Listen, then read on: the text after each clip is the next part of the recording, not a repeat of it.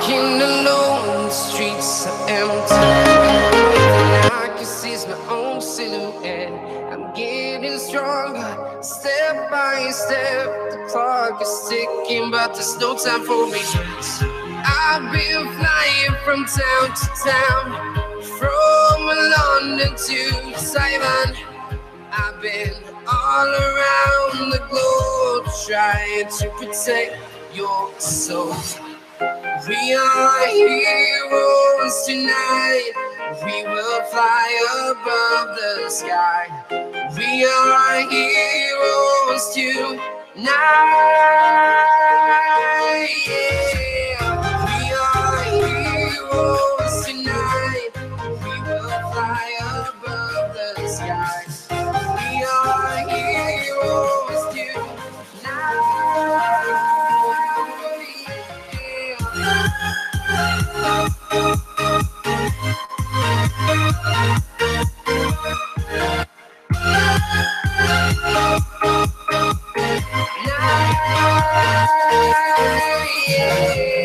Feel like a dynamite, ready to explode right up in the sky.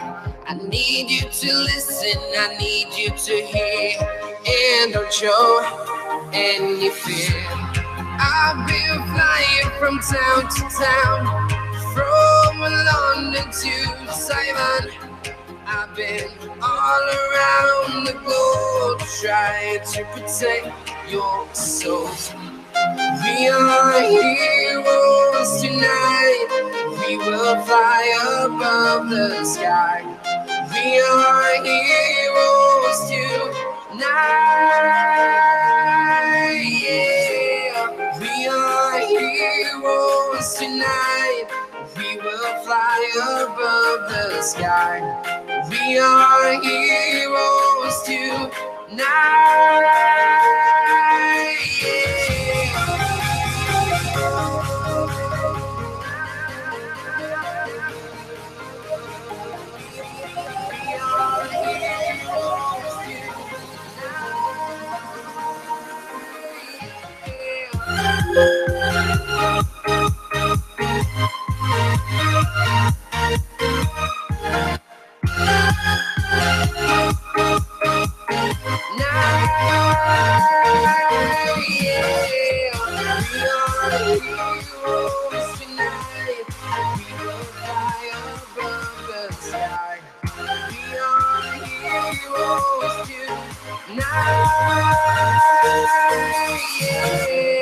I've been flying from town to town, from London to Taiwan. I've been all around the globe, trying to protect your soul.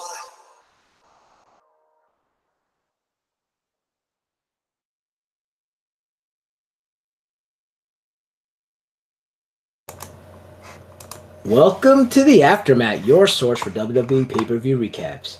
I'm your host, the People's Champ Cal, and alongside me, as always, I have my tag team partner, the Glamazon Delisha. What's going on, Delisha? Hey, another pay-per-view, another Monday recap. And it's actually a pay-per-view because like one of those ones they just throw together with random storylines. We actually do have storylines. But before we get started, we do have another guest. To complete our stable, we have our roving reporter, our official. We can't even call him our Renee Young anymore. He's like our new Charlie Caruso. He's upgraded to Charlie Caruso, I guess. But he's our Rollins report man, our Lesnar correspondent, Mr. Tom Zambino, the Road Raider himself. Hey, Tom. I'm going to pretend I know what that means, and I feel like that's an insult to call this an actual pay-per-view. Oh. Well, we'll get to that in a little bit. Takes. I know, already. He's already he's trying. Apparently, I guess he texted a lot last night, but I woke up to like 12 texts from him. Like, I guess I didn't get any of them until like this morning. Started like 4 a.m. I saw them, and I'm like, I responded, I'm like, okay, yeah. And he's like, I asked him, do you want to come in during your normal Brock segment? Or he's like, no, I got stuff to say. I have to get. And, there's no Elias either, so I forgot Elias is another one of his boys too. So, but before we get started and talk about anything, let's take a look at what we got in the chat. We got Technical Genius. Welcome. And Typical, how are you? Eric, how are you guys? All do it. Thank you guys all for joining us today. All right.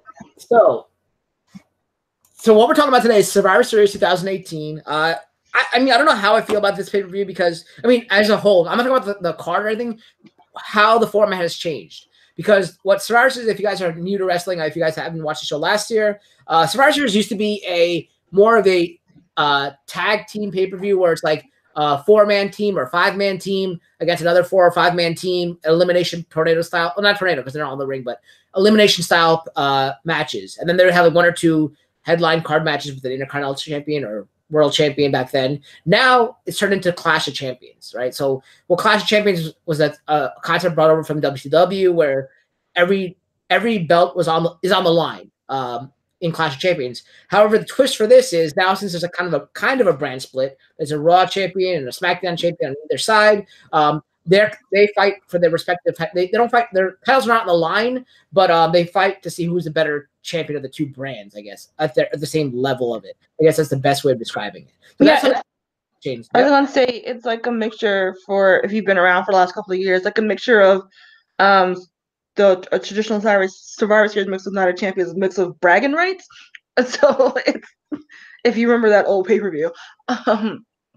So they've kind of put all those concepts into one pay-per-view for I won't say legit, but Raw versus SmackDown bragging rights basically type of night. I guess I had Sidewalk Closed. Welcome, Sidewalk Closed. And another thing about this thing is I'm more about the nostalgia. I like the old school pay-per-view style where it's like those tag team 4-on-4 as opposed to this new Clash of Champions or whatever you want, bragging rights, whatever you want to call it. I don't like it. And then we're gonna go to Tom's opinion on like this new, not new concept because they've been doing it the last few years now. But how do you like it compared to what the old thing is? And then another question is, how did the chat go to NASCAR all of a sudden? So those are 2 questions I have for Tom as we kick it over to Tom. Well, it's not my fault that I show up places and then cars end up being talked about. That's just things that happen. I don't even initiate these things. You have to understand this. As far as the format changing, it's the only real thing that's changing is that the few singles matches that they put on the card is just champion versus champion because the brand split and such. That's really the only thing that's changed. There is still there used to be only the 1 elimination match. Now they've added the 2 others, and the women's one is great. The tag team one is hot garbage, and I'm glad they put that on the pre-show so no one watches that. But they're still doing the same old Survivor Series, except the singles matches are usually the 2 champions, which makes sense because that's the only time you get to see those 2. One of the few times you get to see the 2 together, or at least that's the way it was when the original brand split happened. So it's kind of cool to see the 2 champions going against each other. It would be nice if those champions were actually, around the entire month, so you can, build it up a little bit rather than 3-4 days. Yeah, well, to that point, I guess I had a Sky too. Welcome, Sky, in the chat. But to that point, I want to say that back in the day, though, like in the 80s and 90s, well, I guess the late 80s, early 90s, they had more than just 1 or 2 Survivor Series. There was like stables against stables, like for like one of the not most famous, one of the big ones was like the Jerry Lawler and all the Knights versus the Hart Foundation, with like they had like the Weird Hearts in there too. Like I forgot which ones it was. It was like Bruce Hart and like I don't know. It's like ones that we never heard of included in it. And like they've had like, and then like the Undertaker, right? Did the Undertaker make his debut in the $1 Million Team in Survivor Series like 88 or whatever it was? I don't know what year it was, but like he did make his debut. 92. Okay, thank you. Like yeah, so like they had like pretty much all the matches except for maybe 1 or 2 were those Survivor Series style matches. Yeah, I feel like, and also it was a little bit more heel versus face based a lot of times. Where now it's just people who don't even get along almost every time. Just thrown together for the brand, That's become a trope for like a really long time.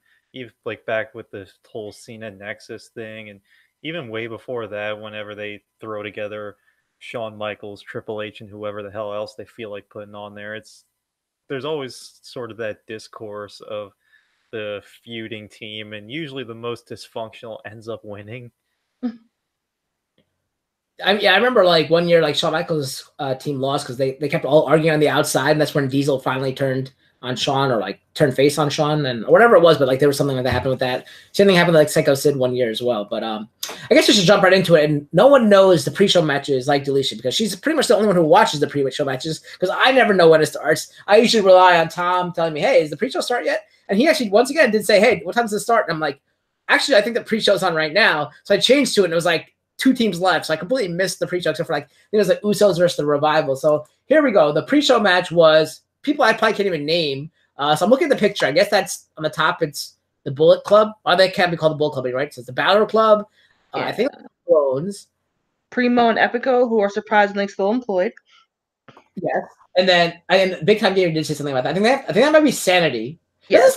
Joe right here. I can't even point it out, but like that guy looks like Joe. Between Eric Young and the other Cologne, does that kind of look like Joe a little bit? Yeah, I can see it. It's the ginger beard or ginger-esque beard. So that, and then the Sanity, and then the Usos, and the New Day. Yeah. Wait, is anybody else on that team? I can't tell who's behind the Usos. No, that's all of them. Okay, and then the other. Can I make a comment while you still have that picture up? I don't know when you take that down. I completely forget. I did the entire match. Here's. Go ahead. Look at all the humans on that picture. I have a rule when it comes to tag team matches. If you have any more than 6 to 8 people aside that ring, it's a mess and it should not happen. This is stupid. This should not exist. I want it to go away now.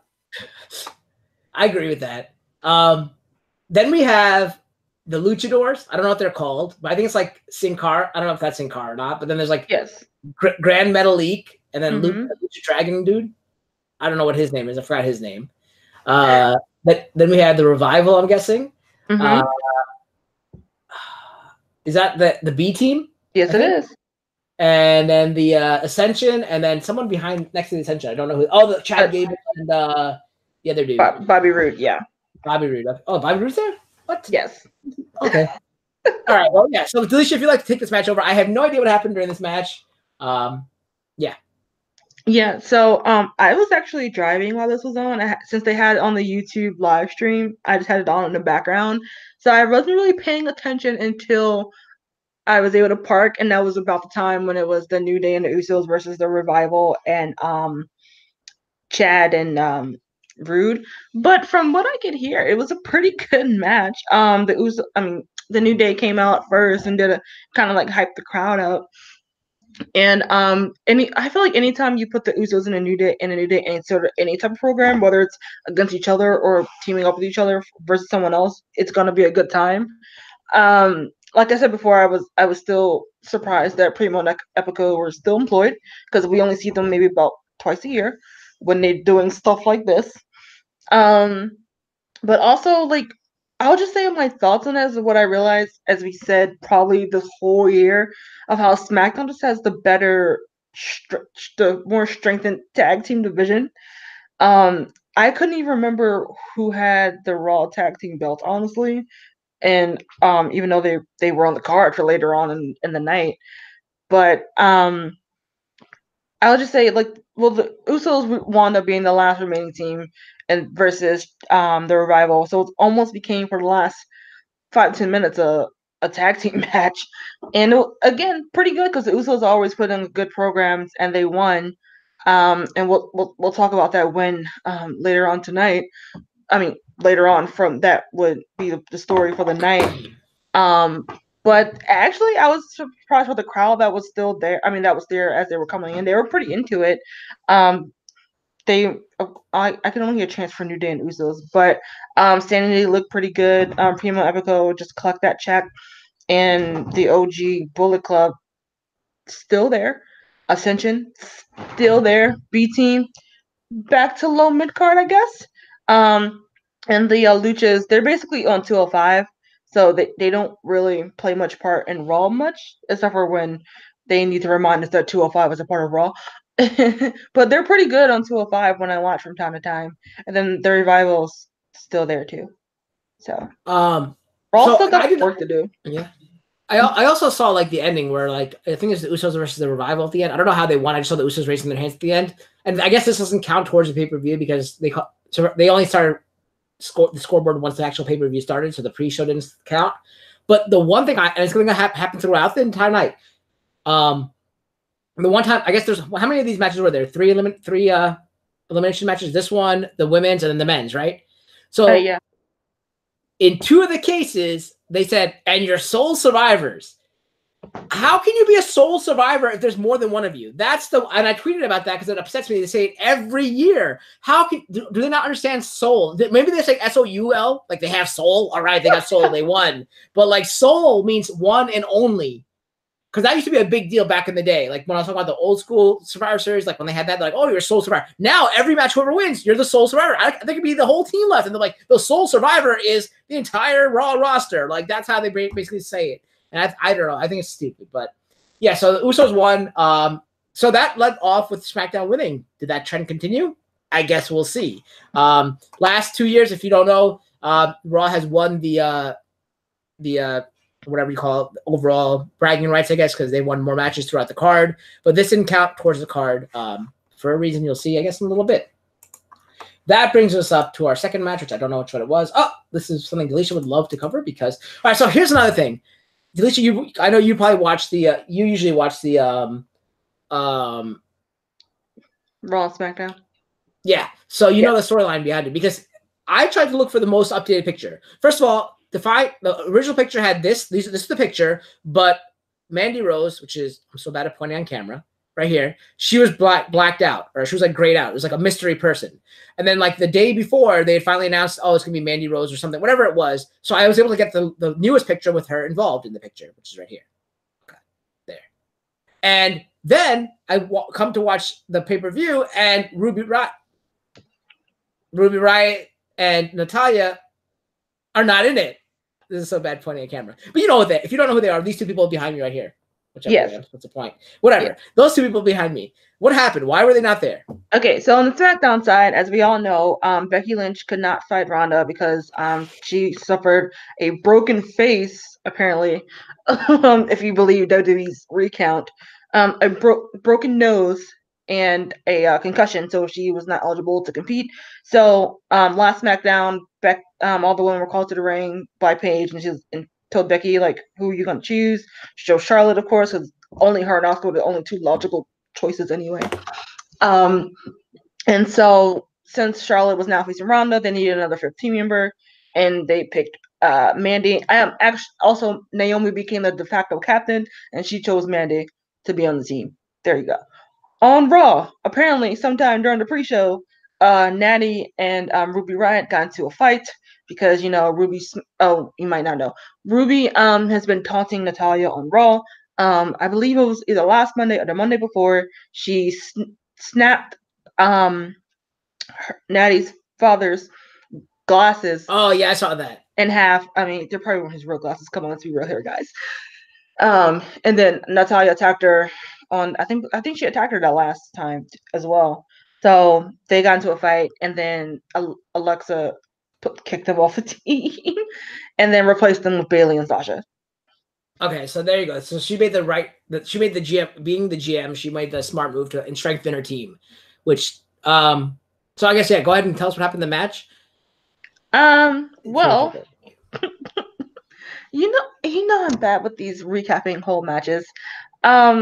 In a very disrespectful manner. Wasn't Naomi the first one eliminated? Yeah, Naomi being the captain got eliminated. Then I think Mickey probably got eliminated, and whoever replaced Natty, who was that? Sasha was still there.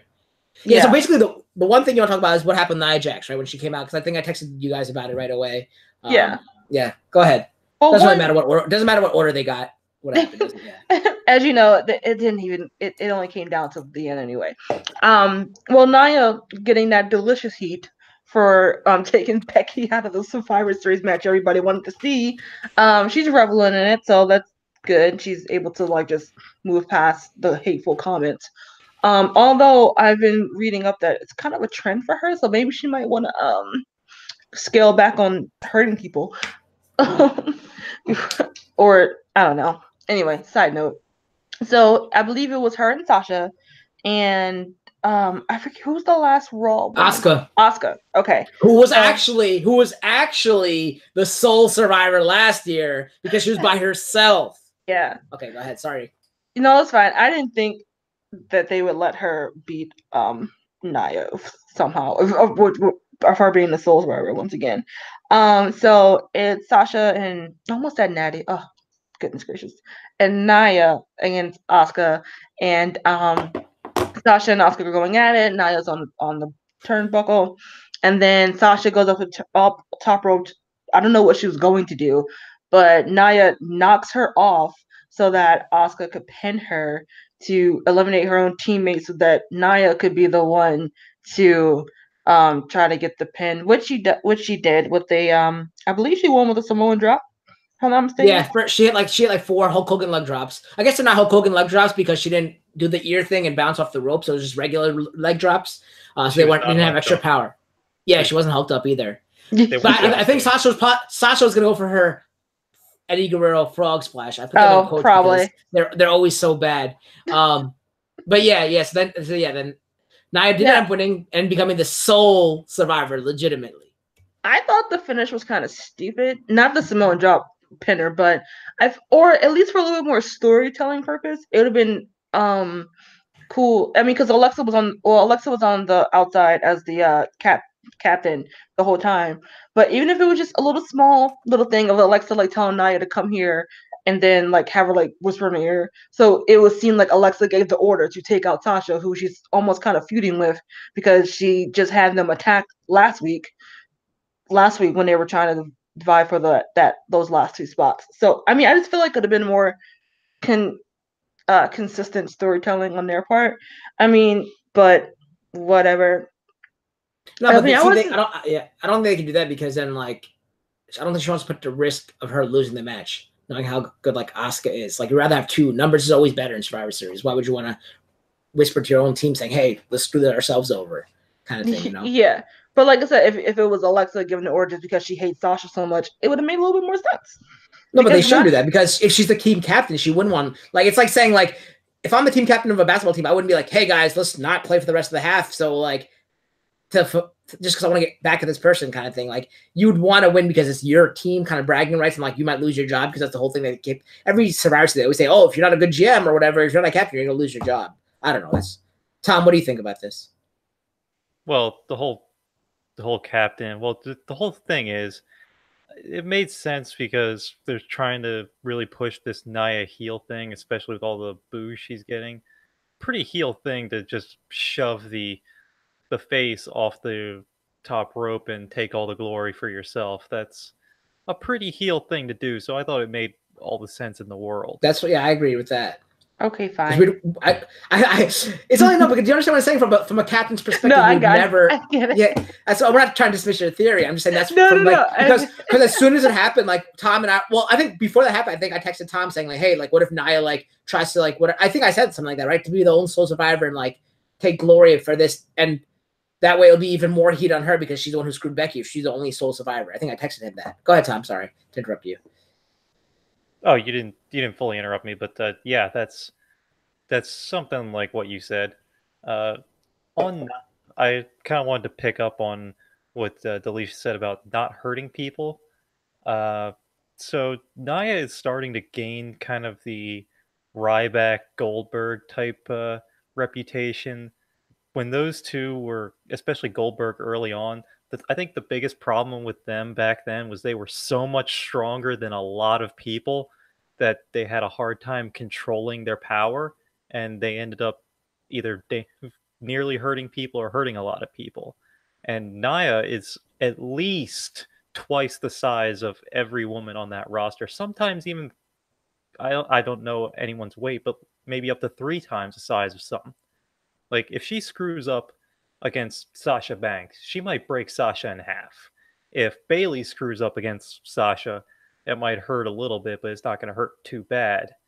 But that's the thing I think Nia needs to really learn. She needs to harness what she needs to learn to control her power a lot more, and that's really important for her, especially not to botch, which botch was kind of a big deal in this match.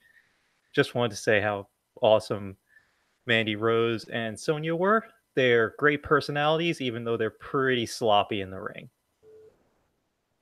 But I don't think size even matters that much because You know, Sasha's kind of small and she's hurt some people, but we could turn the page on that. This is got him.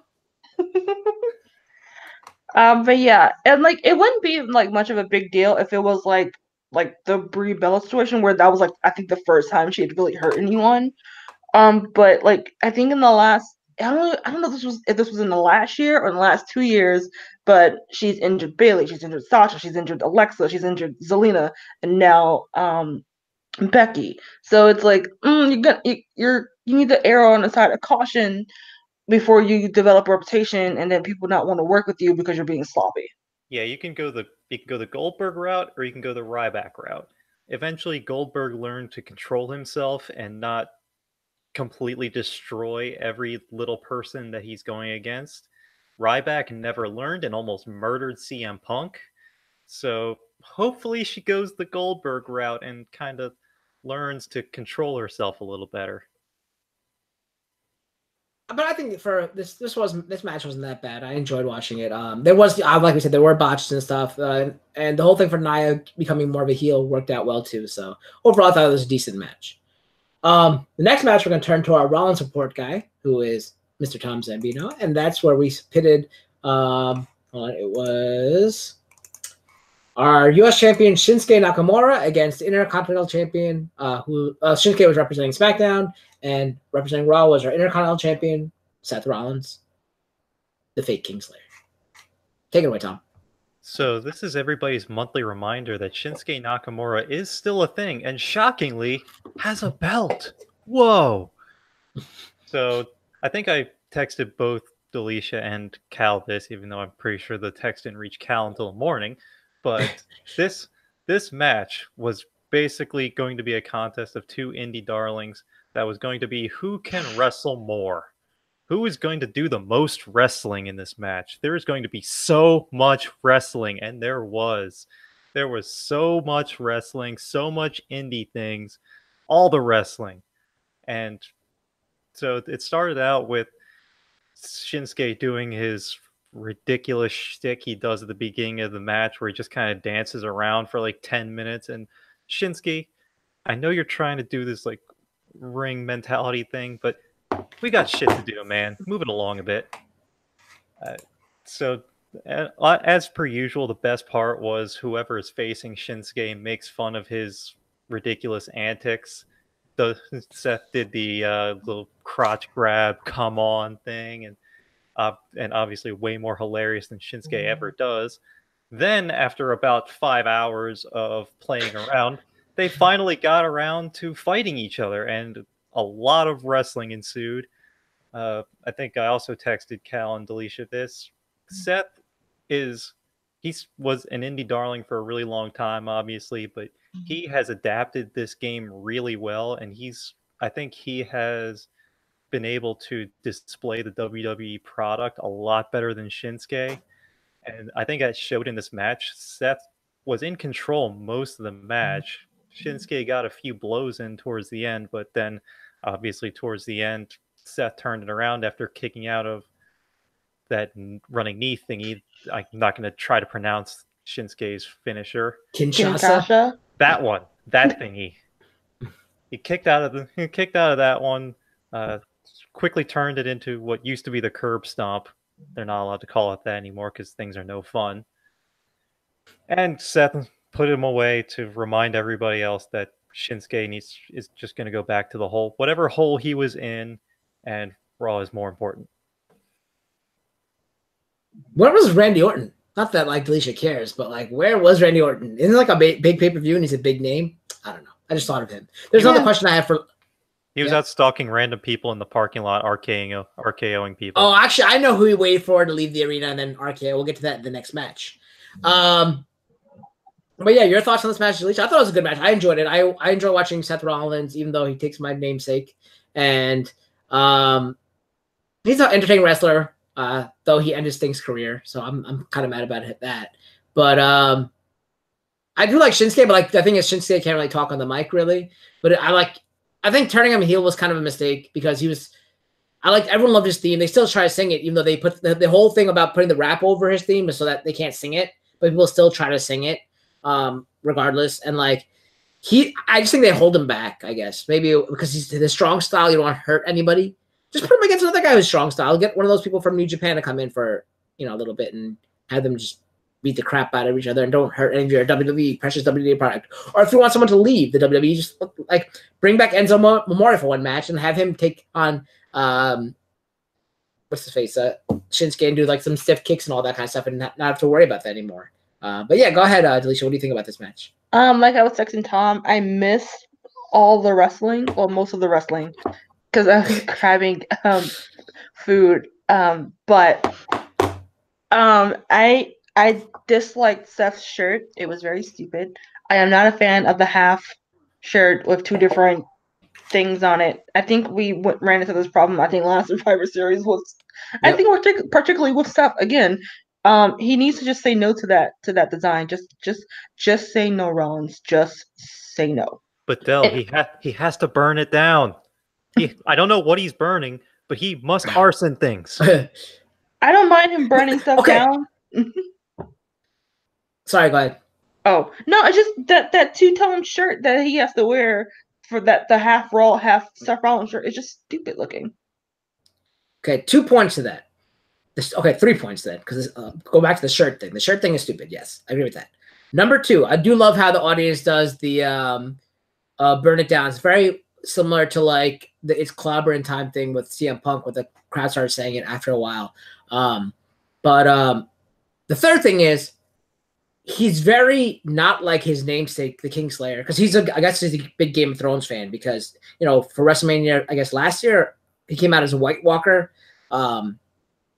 His costume is a White Walker. They had the ice and snow come out behind him and all that. So I don't know why he'd be burning it down if he's all ice and snow as a White Walker. But the second part about what?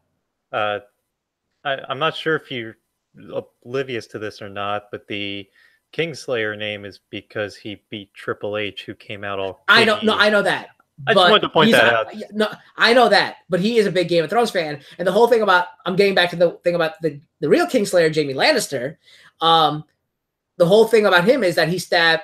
If you're not on Game of Thrones yet, this is even before the show starts. This is like history of Game of Thrones. Jaime Lannister stabs the Mad King Aerys Targaryen because he wants to burn them all. So he actually stops him from burning it all. Therefore, Seth Rollins saying burn it down is counterintuitive to the Jaime Lannister Kingslayer. So it's just a whole mess. Game of Thrones. Night's Watch coming back April 2019. Okay. Nice plug. Any more thoughts on that? On this match? I know it's because of that. Just like a legend killer because he beat, Randy Orton beat all those legends. I'm just saying that the whole Kingslayer means a lot more to me than this guy. Seth Rollins. Yeah, I like Shinsuke. It's just that he's just fallen into such obscurity. I'm not sure how he can crawl his way back out of it. So I don't know. If I was him, I wouldn't. Well, he's collecting a nice paycheck, so I don't. Maybe he won't leave, but I wouldn't be surprised if he did like go back to New Japan or something like that. But he'd probably go away for a while. I think they should have had him go away after getting his ass whooped by AJ like 4 times in a row. They should have just had like a hardcore match and like fake injuried him out for a couple months. Because you can't lose 4 title chances. You become the Buffalo Bills of wrestling, and that's what Shinsuke has become. He's become irrelevant since losing all those million times to AJ in a row. That's the problem. It wasn't the heel turn. The heel turn was cool at first, but then they kept going to that stupid low blow thing, and then he kept losing to AJ, and he became a pathetic loser, like the Bills. Shinsuke Nakamura is the Bills. And LeBron James. And the Bills are more fun. Yeah, but LeBron James is just as bad. LeBron and to add to the point about not because of him though, and to that point where he's talking about the low blow, which I was going to bring this up later because of the main event that Tom will talk about at the end of the night. We do have a new champion. We'll get to that later going into SummerSlam. But the reason the guy got the championship is because he low blowed AJ. Shouldn't have AJ built up an immunity to this after all of Shinsuke's low blows? Come on, man. Like, learn to wear a cup or just build up an immunity to this. And not that you can. No, that's a joke. But you would think that's not what's going to do him in. which is Public so service announcement. I wore a cup for 4 years in lacrosse. They only help a little bit. Still hurts like hell. No, I know that because I wear them in softball, and like it's just, but still, you know what I mean? Come on. All right, next match I can cover because there's more that happened outside this match than inside this match. But it was your Raw Tag Team Champions, represented by the Authors of Pain. I don't know which one's which, but one's like Occam and the other one's Razor or something like that. I guess it's supposed to be like Occam's Razor. Supposed to be like because Occam's Razor. Yeah, Occam's Razor. Yeah, I just find that out right now. Like, while I was like going that way, and then their manager is like that guy who went when he went to like NXT or whatever. Drake Mathers. That's his. Yeah, and on the other side was your SmackDown Tag Team Champions.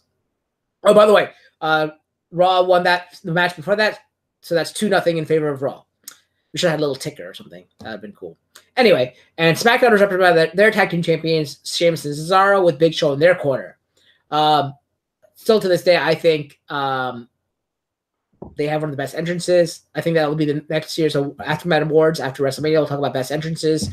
We can either have best entrances or best entrance because, you know, sometimes they have specialty entrances in WrestleMania, but we can have also best throughout the year entrance kind of thing. I also like Bobby Roode's, but and now, you know, Seth Rollins' thing is growing on me because of the audience participation. But anyway, that intro is awesome, but they kind of cut it out because now that Big Show comes out as well, they don't get to do their entire fusion dance and then they do the bar now because Big Show's come through the middle of it.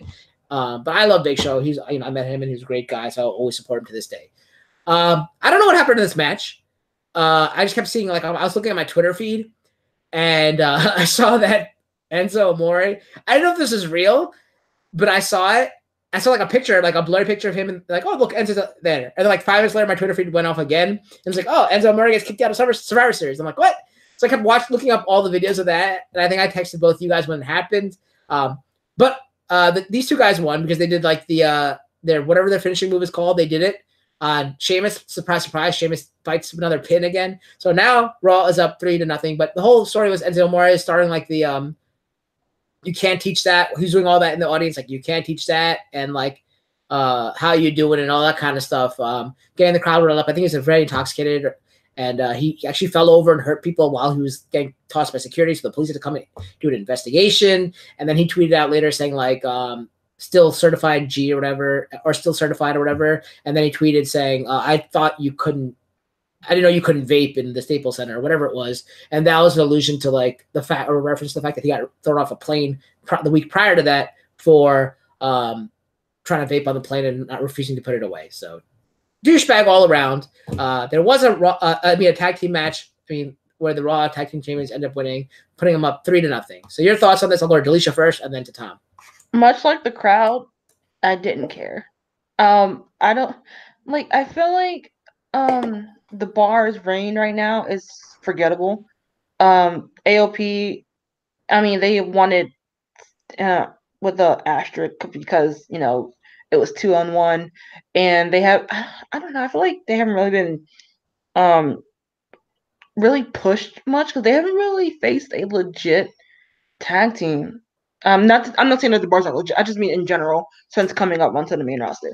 And so right now I don't care about them or their reign.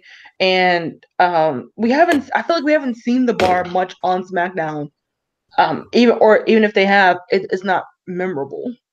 And then also when the crowd was like distracted, I got distracted because I'm like, what are they looking at? And then until afterwards when you showed me everything. And then we have the gimmick of Drake Mathers peeing himself when the Big Show tries to choke him. Oh my god! And I'm like, what is this? Are we back in the 90s or whatever? Or with Natalia doing fart jokes? Like, come on. Can they show that even? That was ridiculous. I thought they wouldn't show that in like a PG era or whatever. But They did show it. Yeah, I know. And then me and Tom were just like shaking our head like, what is this crap? So that's how I felt. This match was just meh. All right. Yeah, I think this is the start of pay-per-view where it started to go like down for me. Yeah. I think the next match is great, but we'll get to that. You can cover that next match. But yeah. Tom, your thoughts about this tag team match before we move on to the next match? They had a piss joke in a wrestling pay-per-view. That was a thing that happened. A small man was grabbed by a big man, and he peed himself. This is a thing that happened. I'm sure Vince McMahon laughed. This happened in a match with Sheamus and Cesaro. Those two should consider quitting after that. They've had some pretty embarrassing moments, but that just happened in one of their matches that they lost. I love those two, but that was embarrassing. That is all. Yeah, it was pretty awful. But I mean, quality athletes in the ring is just the way it happened. It wasn't cool. All right, so the next match, I don't really follow 205 Live, so we'll have Alicia cover that. But it was, I can't believe you're engaged to Alexa Bliss, I think, and against Mustafa Ali. So I guess this wasn't a really Raw SmackDown thing. This didn't count towards anything because they didn't add to the score. But right now, Raw's up 3-0. This didn't matter. This is just for the Cruiserweight Championship.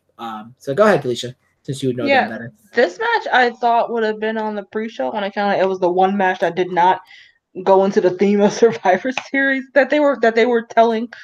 But for those who don't know 205 Live, back at Superstar Showdown, that big house show in Australia, but Buddy Murphy won the title off of Cedric. I almost said Cedric the Entertainer. Oh my god. I'm not surprised that didn't happen in WWE. Cedric Alexander, who held the title for about a year. Buddy Murphy's he's been actually doing pretty well as a heel, being teamed up with Tony Nese. And Mustafa Ali had won a mini tournament to get to this point. They are now calling him the Heart of 205 Live. I don't know. He got over with the fans. That's basically it. But they really put on a good match once these pay-per-views are happening. I mean, 205 has some really good matches, but I've seen like they kick it up to another level once the when they're on pay-per-views, because they usually do get put on the pre-show, honestly. But they just do a lot of great technical wrestling and doing some high-flying moves with a lot of like near falls. But Buddy Murphy did retain. I feel like they're just building another Buddy Murphy Cedric Alexander match, probably at either TLC or Royal Rumble. But again, it was a good match, and this was the first match that got the first "This is awesome" chant. So who would have thought that basically, even though they're a part of Raw, technically, the non-Raw, non-SmackDown match got some of the biggest cheers and enthusiasm from the crowd. And another thing is, this was the first really good cruiserweight matches on our pay-per-view since I think that it was like the Austin Aries match that we were talking about. Like that one was one of the matches. I think we gave it match of the night in one of the pay-per-views. I can't remember what it was, but it was like Austin Aries versus Neville maybe. And we said that was like the pay. And you got to think about how long that was, because neither of those two are around anymore. So like that was the first, because they're not really on pay-per-views. If they are, they're in the dark match. But we don't, or whatever pre-show. I'm saying this on the actual pay-per-view. This is the first good 205 match that could have probably been match of the night since the Neville Aries. But one thing I do have to say about this match is that it did bring me back to those cruiserweight days in WCW with like those Rey Mysterios and Chris Jerichos and Malenkos and all those guys back then to what they are. This match made me feel like that. That brought me that nostalgia back. So I thought that was great. That's why I enjoyed this match a lot too. And not knowing, I've never seen either of these guys wrestle. I might have probably seen them like when we went live, but like, I never know who's fighting. Like when you usually have to tell me. And like, I think that night we weren't sitting next to each other, so you couldn't tell me like who they were. So I had no idea what any of those guys were in those matches. But yeah, your thoughts, Tom, on this cruiserweight match? Alicia, I know everyone was enthusiastic in the crowd, and I'm sure it was a fine match, but I'm not enthusiastic. I really didn't care about these two. I barely know who they are. So I got up and went to clean the kitchen. I did a very good job. I sanitized all the counters and such, did the dishes, refilled and unloaded the dishwasher. That was so this was overall a great match. I got a lot done during it. So I was extremely productive while these two did things. As Delisha said, they did a lot of wrestling. There was so much wrestling tonight. All right. Well, you missed probably one of the best matches of the night, but that's okay. Welcome, Josh, JCTV. Thank you for joining us. So we'll go to the next match. But yeah, this is a good match. I enjoyed it. Whoops, wrong background. Okay, I can cover the next match because I know these people, and we'll have Delisha do the women's, and then you can do the men's.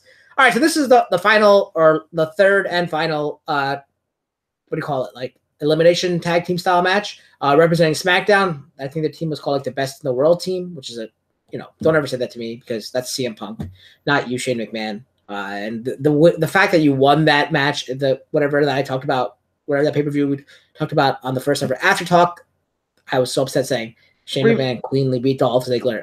I was so upset. Remember, he's only 1/3. He's only 1/3 best in the world. Miz is the other 2/3. Remember that. Yes, that is true. That is true. Well, that makes sense. That makes sense though. So we have Rey Mysterio, Team Captain Miz, Shane McMahon, Jeff Hardy, and I think Samoa Joe's behind me, representing Team SmackDown against Drew McIntyre, Dolph Ziggler, what's his name? Bobby Lashley. I don't know who's over here. Finn Balor. Yeah, whatever happened to Finn Balor, right? Well, Finn Balor's there. Not the demon version, so he's not as strong, obviously. And then Braun Strowman, the monster among men. Everyone was really hyped about. The biggest pop went for Samoa Joe. It was huge for Samoa Joe. I guess because he's from California, right? Because he's from like Venice Beach, California. So that was a big thing. I think he was the first person eliminated. I think he was the first person eliminated right away. Right away, he caught the kick to the face by Drew McIntyre. And then after that, I think maybe Jeff Hardy got eliminated, possibly. So it was 3-on-2. And then something happened with like Finn Balor. They all fought, and I think Finn Balor got eliminated, and then like Bobby Lashley got eliminated. So then I was left with like Dolph.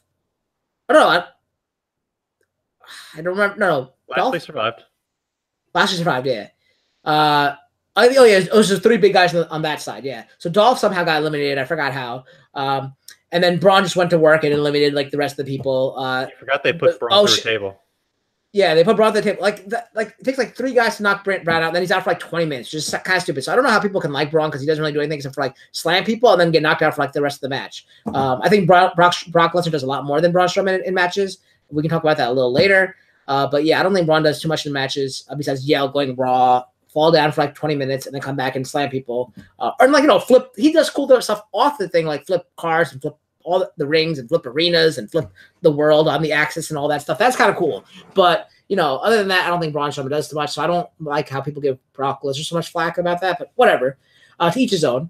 So Shane did a bunch of his coast-to-coast moves and all that. He did they took him out, took Braun out by doing the coast to coast, whatever, jumping off the turnbuckle through the table kind of thing. A bunch of people got eliminated. Left to Braun, Drew McIntyre, and Bobby Lashley against like Shane, Rey Mysterio, and Miz, and then Braun took him out. Miz tried to roll back Shane in, but then Braun got him, eliminated Miz, left Shane to look like a hero, but he got destroyed in a second. And then there's your sole survivors. 3 people are your sole survivors. It was Braun Strowman, Drew McIntyre, and Bobby Lashley, putting them up Raw up 4-0 in the scoreboard. So we're gonna go to, I know Tom is a huge Braun Strowman fan, so we'll go to Tom first here and talk about what did you think about this match? So first off, I can explain this one. Usually Braun stays in the match much longer. It's usually Brock that gets knocked out for 20 minutes, but so there's rumors swirling around that Braun's fighting through some knee injuries right now, so he can like barely run. He was moving kind of slowly in this match, so I kind of believe it. So they probably just knocked him out just to give him some time to rest those knees, and so he doesn't have to look so hobbled. But McIntyre really shined in this match, and he shined before it. He called Braun like a mindless muscle machine or something hilarious like that. It was a pretty sick burn. But so next hot take of the night, I think elimination tag matches are dumb. These are really dumb. It just ends up with like 3 eliminations really quickly. So I have a rule with these kind of things. If you come out of it with not looking like a punk, you had a good night. Samoa Joe and Dolph Ziggler, you did not have a good night. Yeah, I agree. Delisha? I did not care for this match at all. There were some nice moments inside the match that I liked. Like Miz was quote unquote trying to kill Shane, I'm pretty sure. Because he was the one directing him to jump off the top rope. So I'm pretty sure his intent was to kill him. Um I love the little small moments between Braun and McIntyre, like to get that feud somewhere going down. I don't know if they'll revisit that because Braun wants Corbin. But I was like, I like the little small details. Finn and Lashley just were there. Dolph was there. Of course, like I messaged Tom. Of course, they're gonna have that Rey Mysterio Braun like going at it mismatch because he's the biggest little guy, littlest big guy, biggest little whatever they say, and the ultimate underdog. Even though he's super successful now by now, I don't know how much of an underdog he is anymore. And then I just love watching The Miz. I will watch that man all day long. And just the small I don't know if anyone caught it, but when Joe came out, I think Miz was already Yeah. there and he's like dancing on the side of the ring, like while everyone is like shouting Joe. I don't know. It's just those small. Yeah, I know Tom wants to say something, but real quick, during the backstage segment when Shane was trying to hype them up, Miz was behind him doing everyone's thing. So when he went to Jeff Hardy, he was doing like that Jeff Hardy thing, and like he was doing everyone's like signature taunt or whatever behind Shane, trying to help Shane pump them up. And then he did them as they came to the ring as well. Go ahead, Tom. I just wanted to challenge what Delisha said about Miz here. I'm genuinely curious. How many Marine films have you seen? Oh, only the first one. Aha! So you will not watch him in anything. I've seen them. I've seen them all. I've seen them all except for the newest one, which he brought out to the ring. I wish he threw it out to the audience, like they throw those pancakes out. But I've seen them all, and I've enjoyed them. You have my respect, Cal. Maybe I like them more than the John Cena one. So hey, maybe we can all like watch them and do commentary. Yeah. The new one because Becky Lynch is in it too, right? So that's gonna be good. But I have better things to do, like anything, literally anything else. He's gonna go clean the garage next. Final thoughts on this match, Delisha, before we move on to the next one, which you're gonna talk about. Once I realized what they were doing with Raw, I was checked out. I was like, F it. I don't care about this pay-per-view anymore. Yes, remember, Raw's up 4-0 at this point.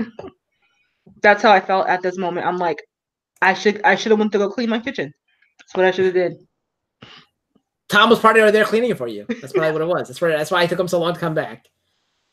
All right, so our next match, later typical. Our next match is our women's champion versus. Well, I can't say women's champion versus champion because obviously we know. This will get into the backstory about this. But it was the Raw Women's Champion Ronda Rousey representing Raw, obviously, and SmackDown was represented by a proxy, which is Charlotte Flair. So, Delisha, if you'd like to take over. So, this all came about on a boring night of Raw, which was saved by the man known as Becky Lynch. Last Monday. I keep forgetting it was just such a short time ago. Last Monday, as they were putting together the final stretches of their 5-woman tag team match or whatever, there was a commotion in the back, and we saw Ronda. Well, I know you guys saw the promo, but I just like talking about it. We saw Ronda being in an armbar at Becky Lynch, and then she comes out and seems like she's gonna go into the ring by herself. But as we know, every year there's always some invasion on Raw or SmackDown or whatever, and the SmackDown roster came in and just whooped ass on the Raw, on the Raw Women's division, minus Alexa Bliss because she can't take a bump because she's hurt, so she was on top of the ring in great heel fashion. But what had happened was in the scuffle, I believe Becky hit Nia in the back of the head or side of the head, something like that. And then in retaliation, Nia threw a punch, landed square in her face, breaking her nose, blood spreading all over her face. Yet they still finished the angle in which the SmackDown roster run rush out of the Raw roster. And Ronda came out to try to save the day with one arm. But Becky hit her with a chair a couple of times, much to the chagrin of the fans who were shouting one more time. They hit her with the chair. I love that part. And then SmackDown reigned supreme with that awesome shot of Becky raising the title, bloody face and all. Purely like I know we don't like to compare them to the men, but purely like a Stone Cold moment. But much to everyone's disappointment, Becky can no longer compete. So we need someone to face Ronda. Here lies Charlotte. Why not? She's basically the face of the women's division. If not her, probably would have been Asuka. But it made sense. And then here we are, where I was nervous. Because, well, for those who maybe if this is your first AfterMat, I'm not the biggest Ronda Rousey fan. While I do agree that she's progressed a lot in her short time in WWE, she's just not over with me. Like I like her enough. I'm proud of what she's doing in the ring. I just don't care for the girl, and I want her to stop putting on that raccoon makeup on pay-per-views because it does her no good. I'm sorry, Ronda. You're a beautiful woman, but stop with the intense eye makeup. No. Take some lessons from Alexa Bliss, who does it great. Anyway. Actually, no, Alexa Bliss, I actually commented to Tom during the match. Alexa looked probably the worst she's ever looked. I didn't like the makeup she had. But apparently putting that stuff on your eyes and stuff gives you a higher power level. That's why, we learn from Finn Balor. Yeah, I didn't see Alexa's face. Now I'm gonna go back and look at pictures of her. Anyway, so for much of the match, they were pretty much even keel. I was talking to my friend Matt and Joe that I'm pretty sure, like before the match, I was like, this is gonna be Ronda's like biggest wrestling test, so to speak, because although she was faced Alexa Bliss and Nia, they were kind of like she was probably like really dominant in those matches, and then with Charlotte being the legacy that she is and being a Flair and how just athletically gifted she is, I was just really hoping that it would be really good, and it was. Everything Ronda pushed out to Charlotte, she took. Everything Charlotte gave to Ronda, she took. We had some great back and forth with Ronda trying to get Charlotte in the armbar, but her locking her hands together so she couldn't get it fully engaged. And then the times that she did, Charlotte's so freaking tall that she just scooted herself to the edge of the ring to where she would either take herself out of it or just wrap herself around the ropes, which really clever. Don't know why more people don't employ that technique unless Ronda has them dead in the center. Anyway, I digress. And then the one time Charlotte did do the moonsault, it was countered, so she didn't botch it for once. It doesn't count if she's being countered. Do we count that or not? No, she never hits the moonsault. It's like Kurt Angle, the moonsault that never lands. Okay. So I guess in that account, that was her trend continues, but she didn't like miss completely. Anyway, so because the only talk about this match is the ending, to where all in all, like Ronda kept getting Charlotte in the armbar to where for like maybe the fourth or fifth time, Charlotte weasel her way out to the ring, causing Ronda to get frustrated. So she scoots out on the other side and basically does a good impression of Braun Strowman running around the ring to clothesline. I don't know what her intent was, but to clothesline someone until they kept Charlotte off camera so that when she was panned back in camera, she hit her with a kendo stick, thus disqualifying her, giving Raw the next another win. But Charlotte just went full on ballistic, crazy psycho chick and just kept hitting Ronda with the kendo stick and just basically whooping her ass.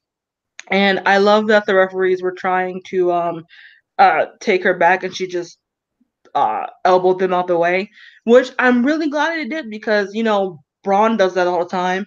Ronda does it all the time. So why not Charlotte? Like why are more people just yanking refs out the ring? They don't matter anymore.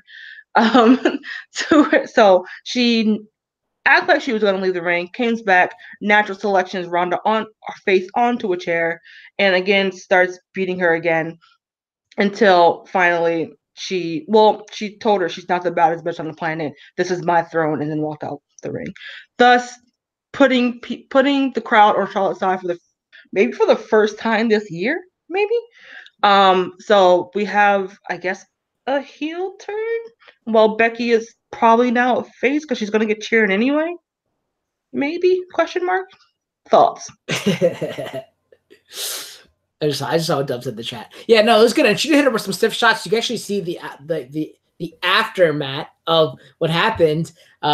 She had like all scrapes and like cuts, so it was really cool to see her. And she also did bust her cheek open in the Oh yeah, I inside, forgot to so she mention was that. bleeding. So that was cool. Yeah. So that was good. It was good match overall. I thought it was good. I don't like Charlotte, but this will be sowing little seeds of the 4 horsewomen maybe thing. Eventually, we'll see what happens. But Tom, your thoughts on this? Well, that was probably the best we've seen from Charlotte in like years. That's the most interesting she's been in years, and didn't even say a word. It's almost like that should be the key. Now, the next step is stop with the robes, stop with the Ric Flair trash. But I digress. Yeah, it was kind of cool to see her just lay into Rousey and beat the living shit out of her. That was pretty cool. I commented to Delisha that I thought it was hilarious that they picked like the shortest ref just to make Charlotte look more imposing. He's the jacked ref. He's the ref with the most muscles. But she's so much taller than him and so much stronger looking than him. She looked like she could squash him. And that was hilarious to me. But overall, probably the best match that I actually paid attention to. So I love how I put that. I pay attention to because he missed the cruiserweight. But yeah, I enjoyed this match too. I am you know, as you guys know, I was a huge Rousey fan in the UFC. So I was really nervous about how she would translate to the WWE. She's doing a good job. She's actually coming in to her own. I just don't like the whole thing where people tap out to the thing and Stephanie was the longest in it. So technically, I don't think even Charlotte got into the armbar at all. And then she actually did a better. Did she do a better? Yeah, she did a better triangle choke, which is expected, than Daniel Bryan did later in the evening. But it's harder. I don't know. Maybe it's not as hard to do it because I was saying like maybe it's because Brock Lesnar's such a big dude. It's hard to put the triangle choke on him. But Charlotte is a lot taller than I think Rousey. So that the whole size mismatch could affect the triangle choke. But she looked comfortable in that. She did it well. I think she did a better triangle choke than Daniel Bryan did later in the next match that we talk about in a second. But yeah. There are some good moments. I did like the stiff shots with the kendo stick and all that. I'm not still not a fan of Charlotte. Still not a fan of Charlotte. But yeah, I just want Becky back because I love Becky and I missed her and the whole. I'm glad she didn't come out to like kind of ruin the match kind of thing where it's like, oh, if her music hits, distraction, whatever, blah blah blah. Then but I'm glad it was a good match. I enjoyed it, though I'm still not a Charlotte fan. But it was a great match. I thought that's what was gonna happen. No, because I thought that if SmackDown was to get a win, it's because Becky's music hit, causing Ronda to get distracted, and then. But I guess in hindsight, I am glad that didn't happen. I kind of would have loved Becky on commentary just so we can get some of her like Twitter fire on commentary. Because if you guys are not following Becky Lynch on Twitter, do yourself a favor and just do so, or just Google Becky Lynch Twitter screenshots because the way she's going after her it's just amazing, or straight fire as she would say. Yeah, another thing is I don't think they should have brought her. Like I would love to. I agree with you. I'd love to see her on commentary, but I think that would have taken away from the match because the whole crowd would be cheering "We want Becky" or like. Oh yeah, that's what I said. In hindsight, yeah, it was a good decision not to. All right, so this will go down to one more thing. I don't know if this was like her trying to act. This was actual confusion, but like she seemed confused or perplexed on why the crowd was like not with her. Did you get that sense, guys? Who? Ronda? Yeah. Oh no. Well, she already. I think, believe it or not, I did see that segment on Raw that she already acknowledged that the crowd's not going to be behind her because everyone loves Becky. She already acknowledged that on like the mic. Oh no, I don't know. I mean, like at the end of that match, after Charlotte went ballistic and she's talking Ronda back, like the crowd were just some of them were shouting, "You deserve it," and then others was just. Then they started more, "We want Becky" chants, and then but just cheering for Charlotte and like retroactively booing Ronda, and like after all that, I don't know because I feel she was Becky's proxy. That's why I think. I don't know. I don't know. I think it's also that wrestling fans really, really like a good ass whooping. Yeah, it's true. And the LA crowd was pretty rough a little bit on some aspects, but I don't know. Because a lot of those fans. Go ahead. I was just gonna say I am starting to see a bit more mixed reactions when Ronda comes out as well. Like it's not all cheers anymore. I think it's because a lot of these fans are like those hardcore fans that follow the Twitter and Instagrams and all that and the story. So they're like loving that Becky is destroying Ronda with that the one thing she said about taking a punch. She's like, I might have got knocked out, but I got up and I held the title high with a bloody face, and I was still, on SmackDown the next night. You hid in a cave for like a month or two, and thank God they didn't bring up the suicide thing, but that's probably where she could have went with it as well. But then obviously I don't think they would go with that anymore, where the brand is going. But yeah, that's why, and they're all huge fans of that. Like the fans there, especially the big pay-per-views or the hardcore fans. I saw signs that say bring WrestleMania to the UK, so I'm guessing there's a lot of foreign fans as well, from the UK who are Becky fans and such like that. So, and yeah, heel, as Dub says in the chat, heel Charlotte is a fan favorite. But yeah, good match overall. I thought it was good. Would I rather seen Becky there? Hell yes, but of course, everyone I think would have.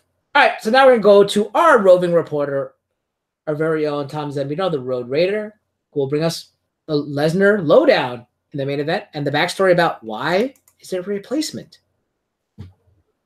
Oh boy, now I have to explain things and such. Oh god, you got a pay raise from being Renee Young to being now Charlie Caruso. So I don't know what that means anyway. So the reason these two are here, because no one really expected this, was that what was it, like a month or two ago? Roman Reigns came out and announced that his leukemia has returned and he is going to be out for a while to fight it. So that was extremely sad. So naturally, as you would do, you just move on with the show.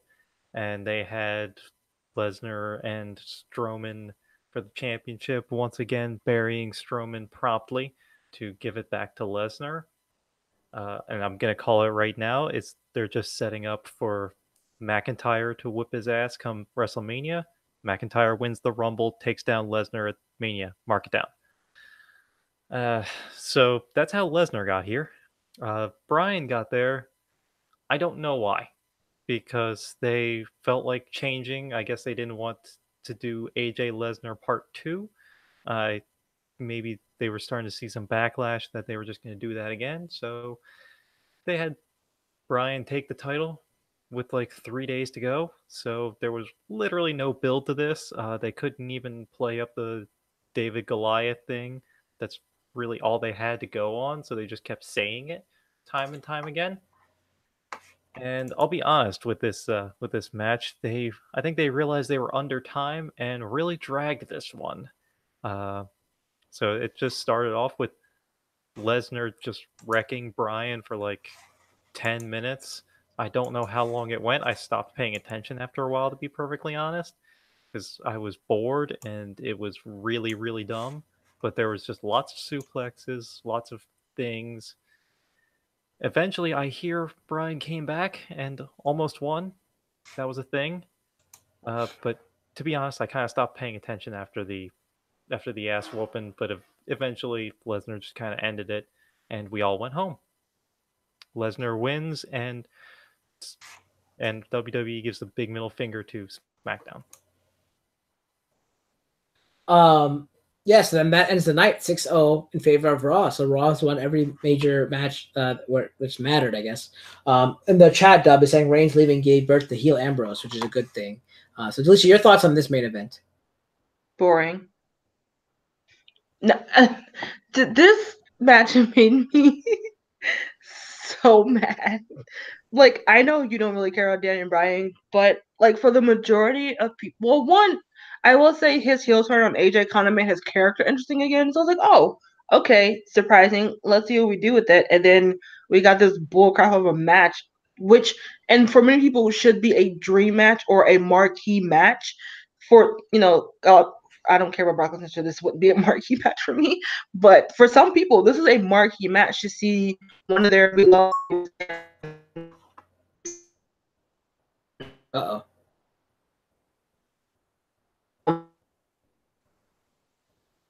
Did we lose her?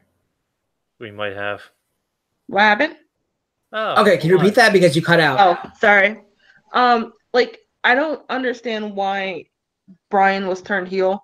At the time it was interesting, but now it's like they just took this a great comeback story once again for him to where he's the ultimate baby.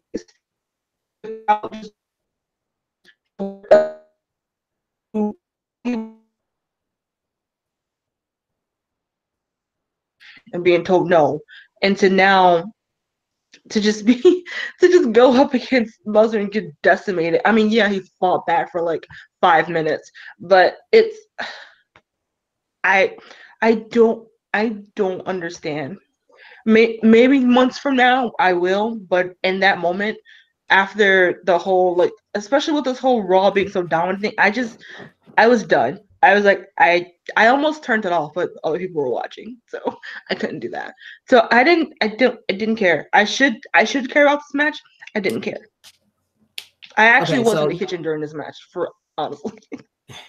You kind of cut out during that. What you're saying, but what you're saying is you don't understand why Daniel Bryan is still a thing, why he's still wrestling, why his neck is not broken after all those suplexes. That's basically what Galicia was saying. So I'll just go recap that. That's exactly what I said. This for me was a great match. I loved it because it was just Brock Lesnar throwing Daniel Bryan around, which is great. I did see shades of Bryan. I always say Daniel Bryan's bland. He tried to bring shades of CM Punk to his character. If you notice the way he like went around came into the ring, the way he kind of hopped around the ring and did all the kind of mannerisms he did. He was very much mocking, or not mocking, kind of paying homage to CM Punk kind of thing. It was because they are friends and all that. That was probably the best part of the night for Daniel Bryan. The best thing Daniel Bryan's ever done is be CM Punk, because there's no one else better than he's the best in the world. So that's the best he could have done. Seeing him get beat up for the whole first 20 minutes of the match is fantastic for me by the person who's rightfully should be the WWE champion, because I love Brock Lesnar as champion. Why? Because it reminds me of the old days where the title was only defended really at the 4 major pay-per-views. And I love that. I felt like it meant more, because now that we see pay-per-views every month, it kind of gets stale and singing. And I know you want to be a fighting champion. I understand that. I know you guys all want to see a fighting champion, but we have 2 belts. So who cares? That's not even the real belt. The red one, who cares about the red one? It's AJ Styles' belt. Vince and does, Did you watch that? Vince cares about it, clearly. I know, but okay, but Vince is 97 years old now and senile. So what I have to say about that is, yes, everyone cares more about AJ's belt. And I know AJ's not champion, but that is AJ's belt on Daniel Bryan's shoulder. Okay, so Daniel Bryan's not champion. Hopefully, I was really hoping he took a bad spill and really hurt himself. I really wanted that. I am so sick of Daniel Bryan. If he makes a good heel turn, great. Maybe that'll make me just barely watchable. Just barely watchable. But I was really hoping he'd break him, and just go, gone, leave. Take care of your wife and family. That'd been great. I'd rather see Brie Bella. I love Brie Bella more than Nikki. So, no, Daniel, I just can't stand him. And I really wish AJ was there. AJ's not there. We missed out on a lot of good people. AJ, Elias, Kurt Angle. Yet we had people like Enzo getting more airtime than Elias and Kurt Angle and AJ Styles and all these great people that we didn't see. And then instead we got Daniel Bryan get thrown around, which I enjoyed watching, but why getting Daniel Bryan thrown around for 20 minutes only to have him try to win, the great comeback but he's supposed to be a heel. So, it made no sense. But I did like that Brock Lesnar ended up winning and giving Raw the clean sweep on the evening, because I do like Brock Lesnar. I do like his champ. I know a lot of people don't like that, but it brings me back to, like I said, the nostalgia of I opened up the show with saying I missed the old Survivor Series where it was basically all those Survivor Series matches and then 1 or 2 championship matches. And I'm the old school. I'm old school. I like that era and before that kind of thing, like Ultimate Warrior, Rick Martel, Rick Rude, all those people. That's when I loved wrestling, now it's great now. It's getting better now with people who are great wrestlers, like Seth Rollins that we talk about, Dolph Ziggler. All those guys are great, and people always say Daniel Bryan's a great wrestler, but I don't think he has a character behind it. The Miz, I love The Miz, but I like those old school champions. And Shane is not CM Punk does not suck, and Shane is not the best in the world. Daniel Bryan is better as a heel, I agree, but he's still not fun to watch. Just barely bearable. Just bearable. Hey, Cal, barely bearable. I have a question. Yeah. When was your last blood test?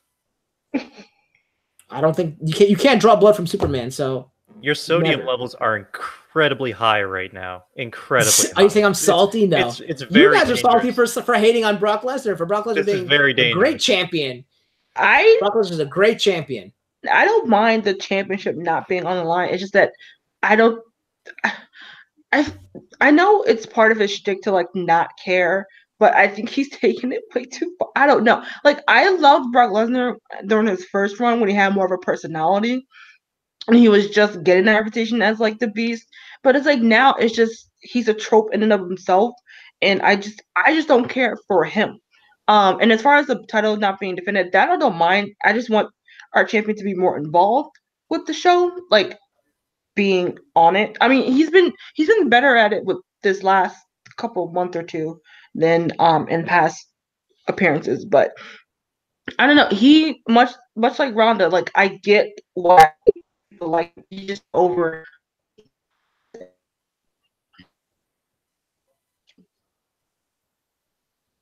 And Okay, I'm guessing she said she gets why I don't like Daniel Bryan. I think that's what she was saying. Because she broke up again. Yeah. Sorry. No, I said I get why people like Brock Lesnar, but I said much like Ronda, he's just not over in his character with me. That's why I always just roll my eyes whenever he's champion. See, I'd rather see Brock champion over Braun Strowman, but would I rather see like Dolph as champion? Yes. Would I rather see Drew McIntyre champion? Yes. Pretty much anyone on the roster besides, Braun and I don't know. Well, good thing you'll get your wish next WrestleMania. Hopefully, we'll see. We'll see. It's happening. It's kind of like, and it'll be like that Shawn Michaels Diesel thing where like, kind of Drew is Dolph Ziggler's bodyguard in a way, kind of thing, and then you have Diesel turning on Shawn or whatever, and but yeah, that's pretty much it. But like that's what happened. That's how the night ended. Raw with a clean sweep.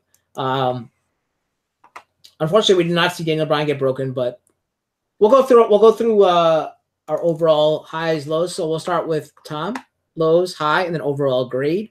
Or do you guys have anything more to say about that match or no? I do. Just a public service announcement. Okay. Cal's words do not represent the opinions of the rest of the AfterMat crew. The AfterMat crew does not condone the intentional breaking of other humans. Please do not assault people and break their necks, and that could potentially murder them and land you in prison. Please have a safe day. It didn't stop Nia Jax, right? Didn't stop Nia Jax. Did not stop one of your favorites, Seth Rollins, for like injuring 4 people in a row, including himself. So I'm just saying, I'm not telling him to kill him. Just end his career. That's all I'm saying. All right, go ahead. I've upgraded. I wanted Daniel Bryan dead. Now I want him. He's just injured because I don't want death on anybody. No, that was it. We did not condone it.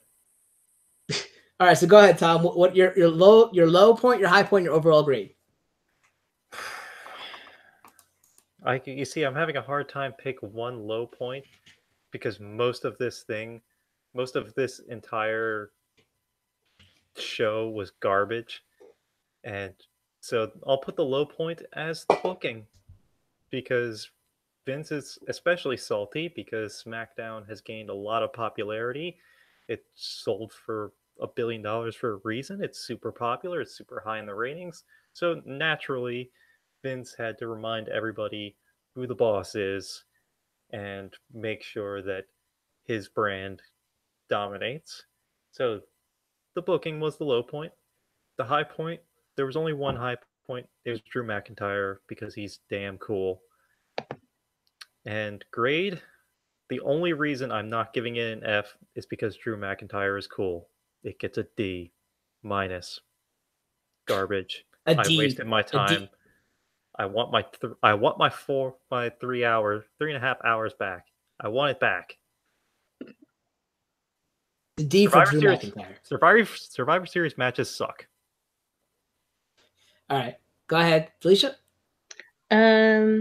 I'm gonna say the low point of this match was much like Tom. I'm having a hard time choosing just one. I don't know. All the men. I don't know. Like I feel like the women really shined on this pay-per-view, as they do probably all the time. But I don't know. I think I'm just gonna have to go with Booking too. I didn't like the way the decision went for Raw to just sweep. I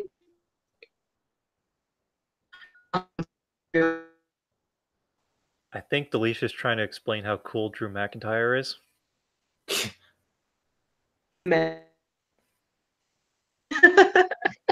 All I hear is say men. That's all I heard. My high point is going to be go watch NXT TakeOver. I'm just turning this into a PSA announcement. Just go watch NXT TakeOver. Your night will be fulfilled with great wrestling, great storytelling, and more reason as to why Vince needs to stop running the show. And your overall grade? I think I'm going to get a D+. D or B? D. And it's only because of Charlotte. Yeah, only because of her.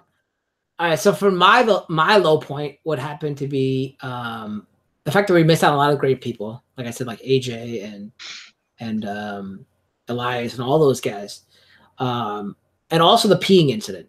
The peeing incident was terrible, and in fact that entire match, because like it took away the shine from like people like Sheamus and Cesaro, who I love, and then Enzo Amore happened during that match as well. So it was like a lot of stuff that happened, but yeah, then we had. High point. Well, I can't even tell you what a high point was. Oh man, The Miz was great. The Miz was great. Drew McIntyre. Some of the character development of some of these people like Miz, Daniel Bryan. I'm now saying Daniel Bryan. Him becoming a CM Punk actor was that a Freudian slip, Cal? No, well, I meant to say, like, I was thinking about him becoming a whatever you call it, CM Punk type guy. Seeing that happen. We said Drew McIntyre, right? We said Miz, Daniel Bryan becoming that, and there's one more person I thought, oh, Charlotte. Charlotte, who I don't really like that much, but her seeing like those two people who I don't like at all showed me something. So that's kind of like something, I guess, right? Because they showed me a little something.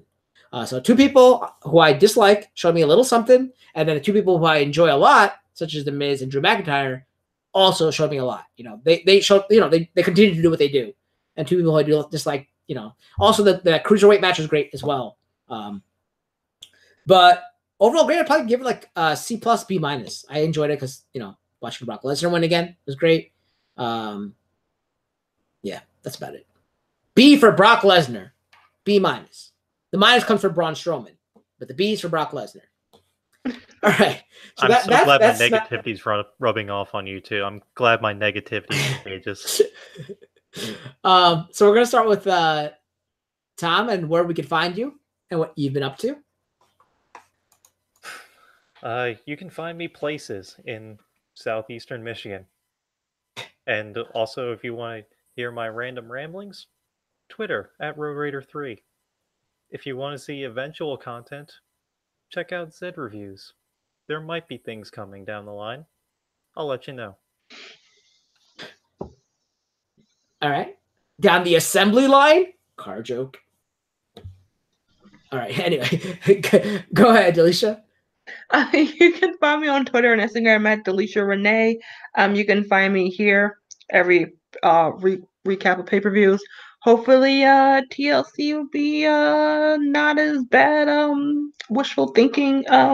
Anyway, you can also find me on our now spin-off / sister channel of After Talk, where we just do more long-form discussion of wrestling topics that may relate to the pay-per-view coming up, or just something that me and our co-host Nicole comes up with to fill up our time, just so we can chat about more wrestling.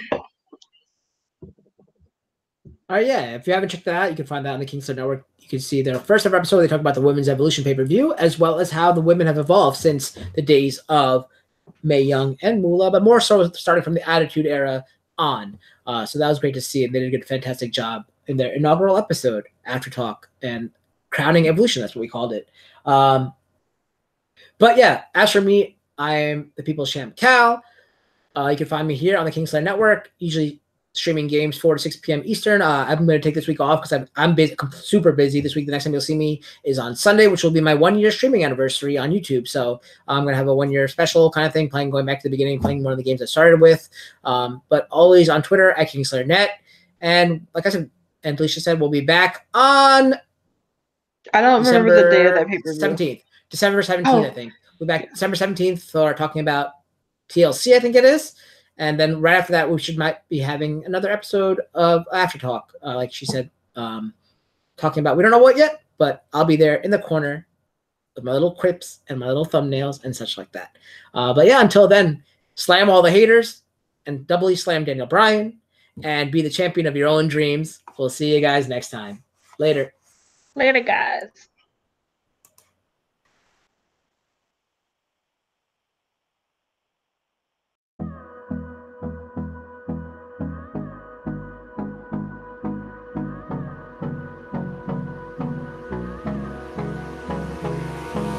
Hold me close till I get up.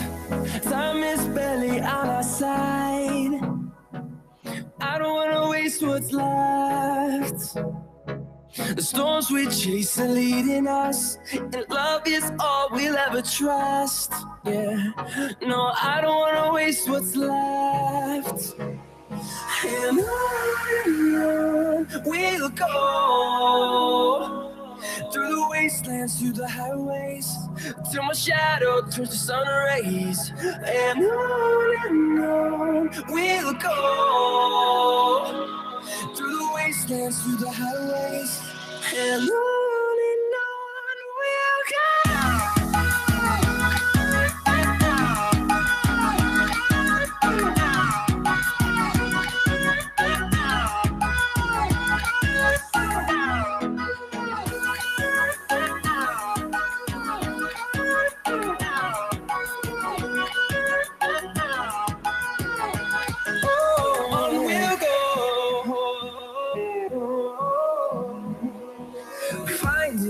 Along the way, melodies we haven't played.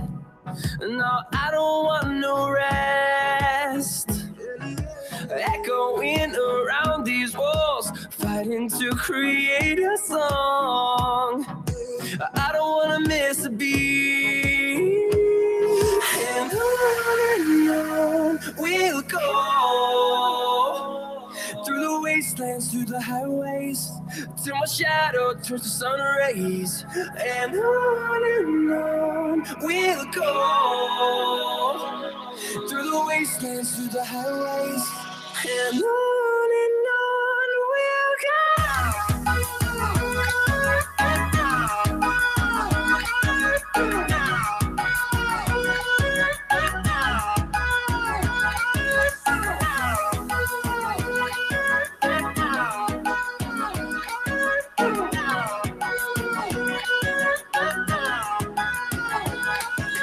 Grow in number, fueled by them to see the horizon, turn us to thousands.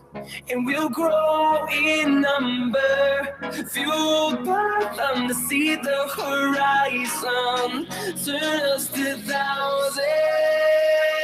And on we'll go. Through the wastelands, through the highways, till my shadow turns to sun rays. And on we'll go. Through the wastelands, through the highways, and on